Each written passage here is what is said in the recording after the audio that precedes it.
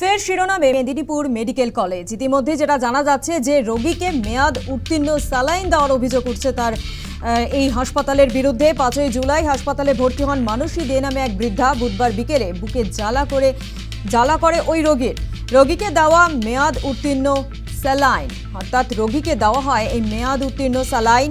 পরে বিষয়টি বৃদ্ধার পরিবারের নজরে আসে এবং খবর পেয়ে হাসপাতালে পৌঁছায় কোতোয়ালি থানার পুলিশ। সন্ধ্যায় বৃদ্ধাকে ভর্তি করা হয় আইসিইউতে। টিম পাঠিয়ে তদন্ত শুরু করেছে হাসপাতাল কর্তৃপক্ষ। এবং এই বৃদ্ধা তার পরিবারের লোকজন কি অভিযোগ করছেন শোনাবো।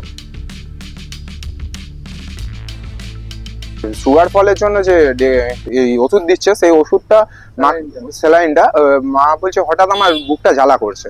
তখন আমি স্যালাইনটা মা বুক জ্বালা করছে কেন, আমি স্যালাইনটা যখন দেখছি তখন দেখছি যে স্যালাইন বলবো ওটা ডেক্সট্রোজ নাম আছে, ওটা যে সুগার লেভেলটাকে কন্ট্রোল রাখার জন্য। তো এবার তখন আমি দেখছি ওটা এক্সপায়ারি মাল দিয়েছে। এক্সপায়ারি মাল দিয়ে দেওয়ার জন্য হচ্ছিল হয়তো বুক জ্বালা করছে।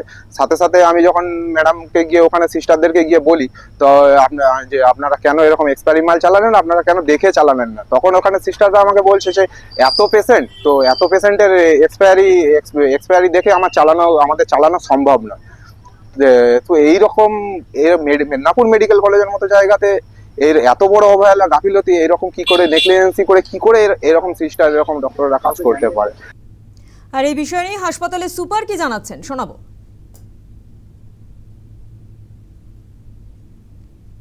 পেশেন্ট স্টেবল আছে। একটা ইনজেকশন মানে কোথাও একটা ওই ঘষা পাতা পড়ে তো হাসপাতালে প্রত্যেকটা যে মেডিসিনস গুলো যখন স্টক করা থাকে কোনোভাবে হয়তো একটা দেওয়ার সঙ্গে সঙ্গে ডিটেক্টেড হয়েছে। দেওয়ার ঠিক নয়, মানে চালানোর সঙ্গে সঙ্গে তো পেশেন্ট স্টেবল আছে, কোনো প্রবলেম নেই এই মুহূর্তে, কোনো প্রবলেম নেই। শি ইজ আন্ডার মানে স্ট্রিক্ট অবজারভেশন। আমরা একদম ক্রিটিক্যাল কেয়ার, এমনিও না গতকালই ক্রিটিক্যাল কেয়ারে অ্যাডভাইস করা ছিল, যে কোনো কারণে পেশেন্ট পার্টি কালকে ক্রিটিক্যাল কেয়ারে ওনারা নিয়ে যাননি পেশেন্টকে, এমনি পেশেন্ট স্টেবল আছে। এবার শোনাবো বিজেপির তরফ থেকে কি জানানো হচ্ছে এই বিষয় নিয়ে। আমরা বিজেপি জেলা স্বাস্থ্য পরিষেবা সেল আমরা সবসময় রোগীর পরিষেবার দিকটা নজর দিই এবং আমাদের বিজেপি সরকার মানবিক সরকার এবং আমাদের মুখ্যমন্ত্রী, সম্মানীয় মুখ্যমন্ত্রী, মানবিক মুখ্যমন্ত্রী, সম্মানীয় প্রধানমন্ত্রী জিরো টলারেন্স নীতি নিয়েছেন প্রতিটি ক্ষেত্রে, সেটা স্বাস্থ্য হোক, শিক্ষা হোক, যে কোনো ক্ষেত্রে হোক। তো এই স্বাস্থ্যের যে গাফিলতি বলুন, অনিচ্ছাকৃত হোক, ইচ্ছাকৃত হোক, এটা নিয়ে ঊর্ধ্বতন কর্তৃপক্ষ নিশ্চয়ই তারা তদন্ত করবেন আমার বিশ্বাস। আর আমাদের সরকারও স্বচ্ছতার সঙ্গে পদক্ষেপ গ্রহণ করবেন, নিশ্চয়ই কোনো পদক্ষেপ হবে।